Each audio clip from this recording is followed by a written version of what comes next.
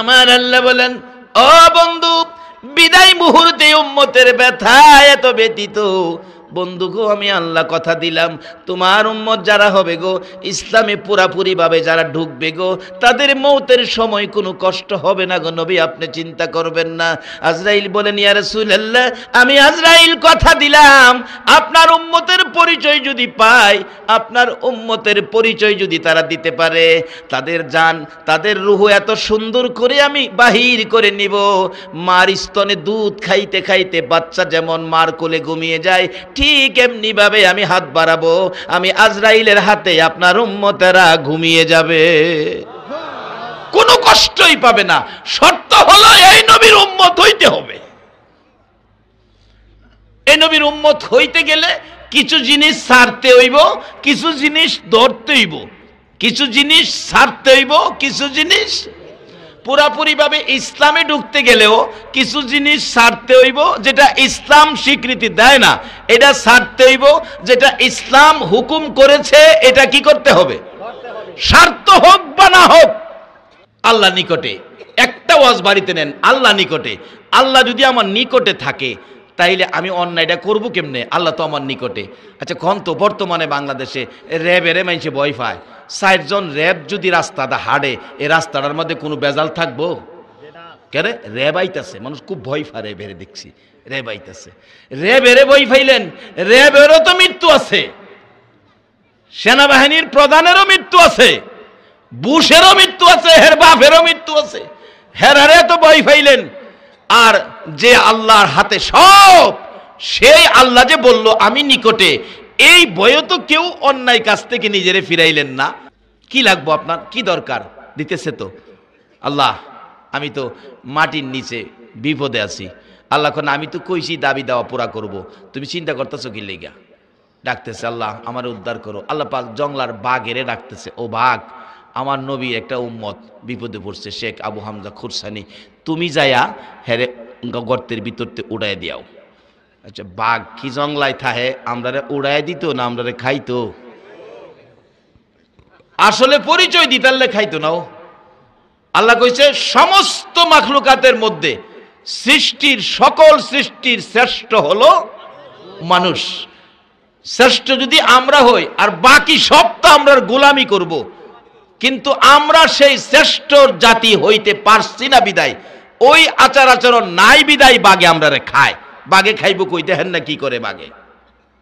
আল্লাহ কয় বাঘ, বাচ্চারে দুধ খাওয়াইতেছস, তাড়াতাড়ি যা আমার আবু হামজা খুরসানিকে মাটির কুয়ার থেকে উঠাইয়া দিয়া। বাঘ দৌড়, পিছে বাচ্চারা দৌড়ে। বাঘ ডাহে, দৌড়িস না, তরাইস না, আমার মালিকের হুকুম। যাইয়া মাথাটা ধাক্কাইয়া, ইরাকের ঘটনা বলছি, পাথর সরাইছে, ডান দিকের সামনের হাতটা ভিতরে ঢুকাইয়া দিছে। যাইতে যাইতে যাইতে যাইতে কুদরতিভাবে বড় হইয়া শেখ আবু হামজার খুরসানির কাছে গেছে। দেখে সামনে কি একটা, কে জানি বলতেছে তোর সামনে কি আইছে, ধর। ধরছে, ধরার পরে দেহে পশম টসম আছে, ভালোই লাগে ধরলে, আরামই লাগে। ধরছে চাপদা। ভাগে কয় আল্লাহ যেটা লেগে ভাড়াইছো এটা ভাবা গেছে। টানতে শুরু করছে আস্তে আস্তে আস্তে আস্তে আস্তে আস্তে না, যখন গর্তের মুখ পর্যন্ত নিচে ফাওড়া, শেখ আবু হামজা খুরসানি কয় ছায়া দিহি যেই বড় মুজ দেখা যা, চোখ যেমনে চাইছে এটা দি বাঘে নেয়। আল্লাহ সাইরা দেমনি। আল্লাহ কো সার থেকে রে, কয় বাঘ দিয়ে আমার টাইনে উপরে উঠাইছে, বাঘে তো মানুষ খায়। আরে বাঘে মানুষ খায় না, বাঘে মানুষটা উঠাইয়া দেয়। ওই যে ভাগ খাইবো আমারে, বাঘে মাথা জাহি দেয় না, আমি খাইতাম না। আখিরি নবীর উম্মত হন, পুরাপুরি ভাবে ইসলামে ঢুকেন, আল্লাহর কসম বাঘ পর্যন্ত আপনাদের গোলামি করবে। আর অহন মশাই পাইলে সারে না, কয়েল লাগান লাগে। বাঘ গোলামি করবে কিভাবে? আসুন বাস্তবতায় যাই। নবীজির একজন সাহাবীর জীবনী, উনি নদী পথে যাইতেছে, ঘূর্ণিঝড়ে নৌকাটা ভাঙ্গিয়া টুকরা টুকরা করে দিল, সব মানুষ হাবুডুবু খাইতে খাইতে মরে গেল। নবীর সাহাবীটা একটা কাঠের টুকরাই ধরে কোন রকম সাতরায়া কিনার পাইল, ঠাই পাইল, আর শুকনায় উঠে বলতেছে আল্লাহ সবগুলি মানুষ মরল, আমি তো বাঁচলাম। যেহেনে খারইয়া কইতাছে আমি বাঁচলাম, এটা সুন্দরবনের মতো আফ্রিকার বাঘ ভাল্লুকের জংলা। যেখানে খারে কইতাছে বাঁচলাম বাঁচলাম, এমন টাইমেই দেহে মানুষের গন্ধ ফায়া জঙ্গলার কিনারো যে বাঘ ঘুমাইছে, একটা ঘুমের তুইটা চাইয়া দিছে। চাইছিন সেই দিকে শুকনার দিকে যাইবো, গাছ গাছ রাছে বাড়িঘর খুঁজবো, ছায়া দেহে বাঘ একটা, জঙ্গলার বাঘ তো ছোট বাঘ না। বাবারে বাবা, বাঘ দেখে কই আল্লাহ কই আইলাম, মরছিলাম নদীত ফিরেই মরতাম, অন্দি বাঘে চিরা খাইব। অবশেষে কয় খাইবার আগে একটা পরিচয় আমার তো আছে, পরিচয়টা আমি দিয়া দেখি। ও জঙ্গলার বাঘ, আমারে খাবি? আমার পরিচয় জানস? আমি আখিরি নবীর উম্মত, যেই নবীর সৃষ্টি না হইলে তুই বাঘের সৃষ্টি হতো না, আমারে খাইস না। বাঘ দাঁড়ায় শুনছে, কিন্তু পরে আবার আইতাছে, কারি এখন তো খাইব নে, আবার হাত বাড়াইছে। বাঘ, আমার পরিচয়টা পাইছস না? আমি আখিরি নবীর গোলাম, আখিরি নবীর গোলামি করি, আমারে খাইস না, নবীর গোলামের গায়ে হাত দিস না। ভাগ দাঁড়াইয়া শুনে আবার আইতাছে, কাছাকাছি আসার পরে নবীর সাহাবিটা কাঁপতে কাঁপতে ভয়ে, খাইবই তো অত উপায় নাই, বসে গেছে। বাঘ নবীর সাহাবির ভয় দেখে তার জীবনী লেখে বাঘ ডাকতেছে, প্রভু গো জবানটা খুলে দাও, আমি নবীর গোলামের সাথে কথা বলি। কথা বলতেছে, ও জঙ্গলার ভাগ মানুষের মতো কথা বলে ডাকতেছে, ও নবীর গোলাম, ভয় পাইতেছো কেন? ভয় পাইও না, আমি তোমারে খাইতে আসি নাই তো, আমি তোমাকে মদিনার পথ দেখাইয়া দিতে আইছি। এই শানে আমি গজল বানাইছি, কইতাম নি? কইতাম। নবীজির গোলামের কোনো চিন্তা নাই, চলো নবীজির জান্নাতে মদিনাতে যায়। আপনার লগে কইলে না ভালো লাগে আমার, আমি বুড়ো হয়ে গেছি কেনা। নবীজির গোলামের, নবীজির গোলামের কোনো চিন্তা নাই, চলো নবীজির জান্নাতে মদিনাতে যাই, চলো নবীজির জান্নাতে মদিনা। কে কে যাবে মদিনায়, মদিনাতে কান্দে নবী উম্মতের মায়ায়। কে কে যাবে মদিনায়, মদিনাতে কান্দে নবী উম্মতের মায়ায়। দিনী রজনী কান্দেন যিনি, দিনী রজনী কান্দেন যিনি, শুয়ে রোয়া যায়, চলো নবীজির জান্নাতে মদিনাতে যাই, চলো নবীজির জান্নাতে কঠিন হাসরের দিনে বেহেশতে যাবে না নবী উম্মত বিনে। আল্লাহু আকবার বলো। কঠিন হাসরের দিনে বেহেশতে যাবে না নবী উম্মত বিনে। মাফ করিয়ে দিবেন আল্লাহ, মাফ করিয়ে দিবেন আল্লাহ নবীর ওসিলায়, চলো নবীজির জান্নাতে মদিনাতে যাই, চলো নবীজির জান্নাতে বাঘ ডাকতেছে, রে নবীর গোলাম ভয় পেও না, আমি তোমাকে খাইতে আসি নাই। ওই সাহাবীর জীবনী লেখে ভাগ পিছন থেকে লেজটা ঘুরাইয়া দিয়া বলছে, আমার লেজে ধরো, আমি তোমাকে জংলাটা পার করে মদিনার পথটা দেখাইয়া দেব। বাঘ নবীর পরিচয়, আল্লাহর গোলাম পাইলে, নবীর গোলাম পাইলে না খায়া মদিনার পথ দেখায়, আর মশাই পাইলে 7.5 বার বাপ ডাহায়। কারণটা কি, রূপটা কোথায়? আসুন সামনে যাইতেছি। আপনাদের কষ্ট হইতাছে না তো? আবার কষ্ট হইলেও একটু কষ্ট করেন, কালকে তো আর এখানে কেউ, এই বাতিগুলি কালকে এখানে।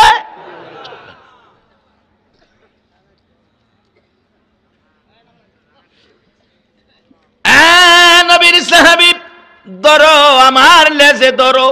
নবীর সাহাবী পিছন থেকে বাঘের লেজের মধ্যে ধরলে জংলার মাঝখান দিয়ে বাঘ নবীর সাহাবী লইয়া চলছে, আখিরি নবীর উম্মত লইয়া চলছে। জংলায় কি ভাগ একটাই থাকে না আরো আছে? এই বাঘে এনে পরিচয় পাইল, অন্য বাঘেরা তো পরিচয় পায় নাই। ওই বাঘগুলো মানুষ দেখে দৌড়ায় আসতেছে খাওয়ার জন্য। এই বাঘটা তার বাসায় ঘোষণা দিতেছে, এরে জংলার বাঘেরা, না না এদিকে আইস না, আমি কাকে নিয়ে চলছি পরিচয় জানোনি? যেই নবী না হইলে কিছুই হতো না, ওই নবীর আদুরের সাহাবী লইয়া আমি রওনা হয়েছি, বেয়াদবি করিস না, আর চোখে তাকাইস না। নবীর সাহাবী বলেন, আমি দেখি বাঘের মুখ থেকে তার বাসার ঘোষণা দেওয়ার পরে সবগুলো বাঘ যেই যেখানে আসছে সেখানেই দাঁড়াইয়া গেছে, সামনে বাড়ে না, শুধু আমার বাঘটা আমাকে লইয়া মাঝখান দিয়ে চলছে। অনেক সময় দেখেন না, কোনো মন্ত্রী মিনিস্টারের গাড়ি আইলে আগে একজন পুলিশ সার্জেন্ট হুন্ডা দিয়া বাঁশি বাজায় সংকেত দেয়, সব গাড়ি থামো, সাইড ব্রেক, থাম, দমক মানে থাম। নিজে দেখছি শুধু একটা গাড়ি নির্দ্বিধায় চলে, যার কোনো বাধা নাই, মিনিস্টার প্লাগ লাগানো গাড়ি। বাঘ ডাকতেছে, এরে জংলার বাঘেরা, সব বেড়ে খাও, শুধুমাত্র আখিরি নবীর উম্মতের গাড়িটাই চলবে। সব বেরেক হয়ে তাকিয়ে আছে, মাঝখান দিয়ে জংলার মাঝখান দিয়ে চলছে। এরে বাবারা ভাইয়েরা, শুধু এই জংলার ভিতরে নয়, সেই নবীর উম্মত হইয়া যদি হাশরের ময়দানে যাইতে পারো, সকল নবী রাসূলের উম্মতেরা দাঁড়িয়ে থাকবে, সর্বপ্রথম আখিরি নবীর উম্মতের গাড়ি আল্লাহর জান্নাতের দিকে যাইতে থাকবে,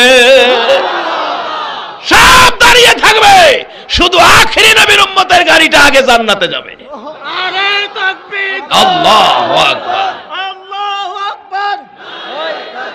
প্রধানমন্ত্রী দিল আগমন, আল কোরআনের আলো, ঘরে ঘরে জালো, ঘরে ঘরে জালো, আল কোরআনের আলো। বাবারা, এই নিয়তে বসেন, আল কোরআনের আলো আগে নিজের দেহে জ্বালাবো, তারপরে ঘরে ঘরে জ্বালাবো। নিজের দেহে যদি লাইন কাটা থাকে তাইলে ঘরে চালাইতে পারবেন না। মেইন সুইচ ঠিক করতে হবে, এই দেহটাকে পরিষ্কার করেন। ইনশাআল্লাহ একদিন আমার বিশ্বাস এই বাংলায় আল কোরআনের আলো জ্বলবে। সারা বাংলায় মাহফিল করতে গিয়ে দেখি যুবকদের উদ্যোগে মাহফিল, সবগুলো মাহফিল যুবকদের উদ্যোগে। এই যুবক, তোমরা কোরআনের পক্ষে এসেছো, তোমাদের উসিলাতেই আমরা বাংলার জমিনে শান্তির আশা করতে পারি। তোমরা আরেকটু সোচ্চার হও, আরেকটু সাবধান হও, নিজেদের দেহ থেকে অপরাধ দূর করে দিয়ে সমাজ থেকে অপরাধ দূর করার চেষ্টায় নেমে যাও। আল্লাহ শান্তির ফয়সালা দিবেন, সকলে বলুন আমিন। ভাগটা তাকে জংলাটা পার করে দিয়ে বলছে, ও নবীর সাহাবী, আর ভয় পাইও না, কেউ তোমাকে ধরবে না, এই রাস্তা দিয়েই যাইবা তুমি সোনার মদিনা। এই নবীর উম্মত হওয়া, পুরাপুরি ভাবে ইসলামে ঢুকা, বলুন আমাদের দরকার আছে কিনা? ইসলামে ঢুকলে আপনার কি লাগবে এই চিন্তা তো আপনার না, এই চিন্তা তো আল্লাহর। আপনি ঢুকেন, দেখবেন চিন্তা আপনার না। শ্রমিক চাকরি করবে, বেতন করতে দিবে, এই চিন্তা কি শ্রমিকের না মহাজনের? তার বাস্তবতায় আসুন। একজন আল্লাহওয়ালা আল্লাহর কুদরত দেখবে, বাইরেছে কুদরত দেহে, ঘুরে ঘুরে এই দেহে সেই দেহে, হঠাৎ শুনে আকাশে আওয়াজ হইতেছে, আক্কেলালের জমিতে পানি দাও। আকাশে আওয়াজ হয় আক্কেলালের জমিতে, নামটা আক্কেলালি আসে নাই কিতাবে, আমি বোঝানোর জন্য বলছি। আক্কেলালের জমিতে পানি দাও। আল্লাহর ওলি কয় কিরে, নাম চিহ্নিত কিরা পানি দাও। এমনি সময় দেহে ওই একটু দূরে একটা মেঘের টুকরা আইসা একটা জমির উপরে চিহ্নিত হইয়া বৃষ্টি হইতেছে, চিহ্নিত হইয়া এক জমিতে বৃষ্টি হইতেছে। এই আল্লাহ কি ওহনো আছে? ওই আল্লাহর ওলি দৌড় দিলেন, ডাক দিল, আক্কেলালের জমিতে পানি দাও, এই জমিতে বৃষ্টি হইতেছে, এটা কার জমি, কে ব্যক্তিটা দেখি। দৌড়ে গিয়া দেহে এক বেচারা জমির আইল বাইন্দা পানি আটকাইতেছে কোদাল দা, এক জমিতে পানি বৃষ্টি। জিগাইল, বাজান আপনার নাম কি? আক্কেল আলী। হ্যাঁ। আপনি এমন কি কাজ করেন যে কাজের বিনিময়ে আল্লাহ আপনার জমির উপরে ডাইরেক্ট চিহ্নিত করে স্পেশাল বৃষ্টি দেয়? এই লোকটা হাসে আর কয়, বাজানো আমি তো ভালো কোনো কাজ এমনি বেশি একটা করি না। একটা কাজ হলো আমি আল্লাহর ইবাদত করতে যাইয়া জমির ফসল করি, ফসল দরকার আছে। আল্লাহর ইবাদত করতে গেলে শারীরিক শক্তি দরকার। এটার জমিতে যা ফসল পাই এটারে 3 ভাগ করি। 1 ভাগ আমার শারীরিক শক্তির জন্য ছেলে মিলইয়া খাই, আর 1 ভাগ আল্লাহর রাস্তায় আল্লাহরে খুশি করবার লাগিয়া বিলাইয়া দেই, আর 1 ভাগ জমির ফসলাদির জন্য বাড়াইবার লাগিয়া বৃষ্টি কিনুন লাগে। এইভাবে 1 ভাগ জমিতে লাগাই, আরেক ভাগ নিজে খাই, আরেক ভাগ আল্লাহ আল্লাহ রাসূল খুশি করবার লাগিয়া বিলাইয়া দেই। এই কাজটাই আমি করি, এর বাইরে আমি কিছু করি না। আল্লাহ কো আমারে যে তুই 1 ভাগ দেস, এটার বিনিময়ে ওই স্পেশাল বৃষ্টি পাস। আমরার জীবনে কেউ কি এই চিন্তা করছেন নি 1 ভাগ আমরা আল্লাহরে দেব? এইভাবে যদি নিজেরা ইসলামে ঢুকাইতে পারেন, আখির নবীর উম্মতের পরিচয় দিতে পারেন, তাহলে সমস্ত সমাধান আল্লাহর পক্ষ থেকে আপনার জন্য হয়ে যাবে। আপনার চিন্তা করতে হবে না, সব ফাইসালা আমার আল্লাহই করবেন। কিন্তু এই ইয়াকিন, এই আকীদা, এই বিশ্বাস তো আমরা করতে পারতেছি না। আসুন, যদি উম্মতের পরিচয় দিতে পারেন, কি আর ঘূর্ণিঝড় সিডরাইতো আখির নবীর উম্মতের উপর। এই নবীর উম্মতের এমন ক্ষমতা, এই নবীর উম্মতের এমন ক্ষমতা, নবীর উম্মত সিডি ফাড়াইলে নদীর কাছে, সিডি ফায়া নদীর পানি উঠাইয়ে। পৃথিবীর এমন কোন শক্তি নাই যার হাতের চিঠিতে নদীর পানি লড়ে চড়ে। এই নবীর উম্মত ওমর ফারুক রাদিয়াল্লাহু তাআলা আনহুর জীবনী খুলুন। ওমর যখন মদিনার শাসক রাষ্ট্রপতি, মিশর রাজ্য জয় করার পর মিশরে গভর্নর নিযুক্ত করলেন মুসলমান। কিন্তু মিশরের একটা প্রথা ছিল, 1 মায়ের 1 মেয়ে কুমারী সাজাইয়া নীল নদে নিক্ষেপ করলে জোয়ারের পানি আইতো। একটা মেয়ের মাইরা জোয়ারের পানি আনতো, আর না দিলে পানি আইতো না। মুসলমানদের আয়ত্তে আসার পরেও একটা মায়ের 1 মেয়ে, মাগো তোমাদের উপরে অনেক বিপদ। মিশরের ইতিহাস খোলো, যুবতী মেয়েটা, 1 মেয়ে মাত্র, মা বাবার সামনে, আত্মীয় স্বজনের সামনে এলাকার বাসী আয়া জোর কইরা মেয়েটারে ধইরা নিয়া নদীর মধ্যে ফালাইয়া মারতো। আচ্ছা বলুন তো, মা বাবার কলিজা মানেনি? জোর কইরা নিতেছে। যারা পানি পাইব মেয়েডারে দিয়া, হেরা ডুল ডাঙ্কর বাজাইয়া আনন্দ করে। আর যার মেয়ে আত্মীয় স্বজনদার কান্না কে দেখে, মেয়েটা মার দিকে ছায়া, বাবার দিকে ছায়া কান্দে, মা গো বাবা গো তোমরা পারলা না গো মা আমারে বাঁচাইতে। কিন্তু সারা দেশ এক, হেরা এক ফ্যামিলি কি করব, এইভাবে জোর করে নিত। কিন্তু মুসলমান গভর্নরের নজরে পড়ছে, কাজটা করতেছে কি, কেউ কাঁদে কেউ হাসে। বাবা কি ব্যাপার, কি হলো? গভর্নর সাহেব আমার মেয়েটারে নিতেছে নদীত ফেলাইব। কেন? পানি আনবার লাগে। কি ব্যাপার? হুজুর এই মেয়েটারে না দিলে পানি আসে না। মেয়ে দিয়া পানি আনবেন? অসম্ভব, বন্ধ করেন, একটা কাইক সামনে যাবেন না, যান। কি করব, গভর্নর তো নিষেধ দিয়ে দিছে। গেছে গিয়া সমালোচনা আলোচনা শুরু হয়েছে। কি গভর্নর আইলো রে, কুমারী দিবার লেগে দেয় না, আমরা ফানি ফামু করতে। গভর্নর সাথে সাথে সিডি লিখছে মদিনায়, আমিরুল মুমিনিন ওমরের কাছে সিডি লিখছে। এই ঘটনা আমি এই বাধা দিছি, কি করছি কাজটা। ওমর সিডি ফায়া কয়, যা করেছো ঠিক করেছো। ফানির এত কি ক্ষমতা, হ্যাঁ কুমারী নিয়া ফানি দিব? নীলনদ কি পাইছে? হ্যাঁ দাঁড়াও, আমি নীলনদের কাছে সিডি লিখতেছি। ওমর নীলনদের কাছে সিডি লেখে। জাতিসংঘের মহাসচিব পারবনি আমরার মেঘনা নদীর কাছে সিডি লিখতো, নদীকে হ্যাঁ রে ভাড়া সুবাইয়া দেই কতক্ষণ। পৃথিবীর এমন কোন ইতিহাসবিদ নাই এই ঘটনাগুলো অস্বীকার করবে। ওমর চিঠি লিখছে, বিসমিল্লাহির রহমানির রহিম। চিঠির দ্বারা দেখেন না, বিসমিল্লাহির রহমানির রহিম। আর ওখানে আমরা দেশের মুসলমান ছেলেরা পেট কিনানে পেটের উপরে লেহা গ্রাউন্ড করে চিঠি লিখবো, লেহা উপরে তোমাকে বলি নাই। হ্যাঁ বলে নাই, বলে বুলাই বাবাতি যা বলো নাই, কবর যাও 99টা সাপ বয়ে রয়েছে কবর। কে দিল এই শিক্ষা তোমাকে? বলি নাই কইয়া চিঠি লিখতা? তোমার ধারা হবে চিঠির প্রথমে বিসমিল্লাহির রহমানির রহিম। ওমর চিঠি লিখলেন বিসমিল্লাহির রহমানির রহিম। হে দরিয়াই নীল, আমি উমর আমার আল্লাহর নামের উপর চিঠি পাঠাইলাম। চিঠি পাওয়ার সাথে সাথে জোয়ারের ফানি আইতে হইব, কুমারী টুমারি দেওয়া হবে না। তোর ক্ষমতায় যদি থাকতে পারো থাকিস, আর নাইলে চিঠি পাওয়ার সাথে সাথে পানি আইতে হইব, নাইলে খবর আছে।